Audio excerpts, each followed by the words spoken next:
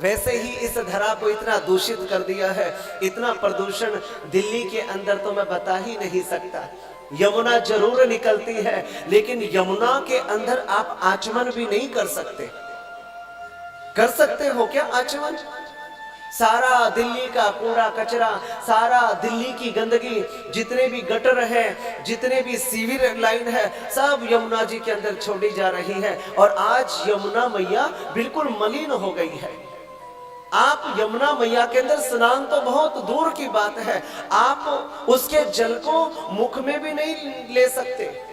आज इतना प्रदूषण यमुना के अंदर फैल गया है और हर साल लाखों करोड़ों रुपया खर्च किया जाता है यमुना की शुद्धि के लिए, गंगा की शुद्धि के लिए, लेकिन पता नहीं कहां जा रहा है ये इतना सारा पैसा। यमुना की शुद्धि मेरे प्यारों, हमें जागृत होना पड़ेगा। जब तक हम जागृत नहीं होंगे तो सरकारें भी कुछ नहीं कर सकती। हमें अपने समाज को क्या बनाना होगा? प्रदूषण मुक्त बनाना होगा, सुंदर बनाना होगा। और आज हम जो कूड़ा कचरा कहीं पर भी जाते हैं, तीर्थ क्षेत्र में जाते हैं, गंगा जी में जाते हैं या और अन्य किसी तीर्थ क्षेत्र में जाते हैं, तो वहीं पर ही हम कूड़ा कचरा वहीं पर ही डाल देते हैं। इसलिए हमारे तीर्थों का तीर्थत्व तो भी नष्ट कर दिया है। पहले क्या होता था कि तीर्थ यात्रा के लिए जब जाते थे तो मन के अंदर एक भाव होता था कि हमें वहां जाकर के साधना करेंगे, मन को शांति मिलेगी, शीतलता मिलेगी, भगवान के दर्शन करेंगे, गंगोत्री जाएंगे, यमुनोत्री जाएंगे, केदारनाथ जाएंगे, बद्रीनाथ जाएंगे और वहां जाकर के चारों धामों की यात्रा, प्रभु का दर्शन करेंगे। पहले लाखों में एकाध ही लोग जाते थे तीर्थ यात्रा के ऊपर, लेकिन आज देखो आप लोगों ने तो क्या बना लिया, उन तीर्थों को क्या बना लिया, क्या बना लिया है?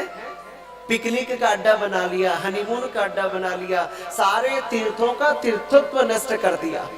और शास्त्र कहते हैं कि यदि तीर्थों में जाकर के यदि हम कोई गलत काम करते हैं, पाप कर्म करते हैं, तो उसका दुगना फल मिलता है। ये बात आप याद करना मेरे प्यारे। होना तो ये चाहिए था कि हम तीर्थों में जाकर के तीर्थत्व को बना करके रखें। वहां पर कोई भी पोल्यूशन, मन हमारा शुद्ध होना चाहिए, मन हमारा परिष्कृत होना चाहिए। लेकिन आजकल हम करते कहां पर हैं? आजकल ये इतनी आपदाएं आ रही हैं, क्यों आ रही है? केदारनाथ की त्रासदी कितनी भयावह थी, जिसमें लाखों लोग इस संसार को छोड़ करके चले गए थे। किसके कारण? वहां पर शराब की बोतलें खुलने लग गई थी, शराब की दुकानें खुल गई थी। लोग तीर्थ दर्शन के लिए नहीं जाते, वहां पर शराब पीने के लिए जाते हैं, मांस अंडे खाने के लिए जाते हैं। सारा सब कुछ अपवित्र कर दिया, दूषित कर दिया। किसने? कलयुग के लोगों ने। और तुम बात कर रहे हो चांद की, चांद को भी दूषित करोगे? मेरे प्यारों, समझो इस बात को। यमुना जी तो आपकी दिल्ली के अंदर से ही तो गुजर रही है।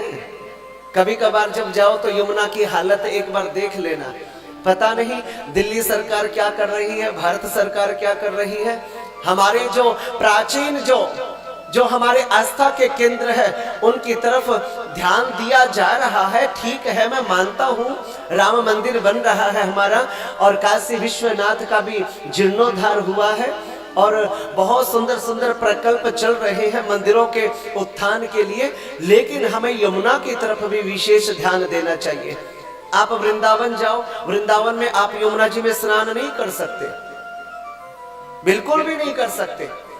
मैं तो अभी अभी गया था वृंदावन के अंदर और मैंने वहां की कंडीशन देखी, स्थिति देखी, वास्तव में ही रोम रोम जो है मेरा खराब हो गया था कि यमुना की ऐसी दयनीय स्थिति है और सारे मूक बन करके बैठे हुए हैं। यमुना महारानी तो हमारे कृष्ण की क्या है मेरे प्यारों? है, हाँ, पटरानी है, और उनके बिना तो हम कल्पना कर ही नहीं सकते। तो शरद पूर्णिमा की रात्रि बहुत ही सुंदर, बहुत ही अद्भुत। जब शरद पूर्णिमा हो ना तो चंद्रमा को निहारा करो। जब आप चंद्रमा को टकटकी लगा करके देखोगे तो तुम्हारा मन भी शांत होगा, तुम्हारी एकाग्रता बढ़ेगी और मन जो है एक जगह स्थिर होगा।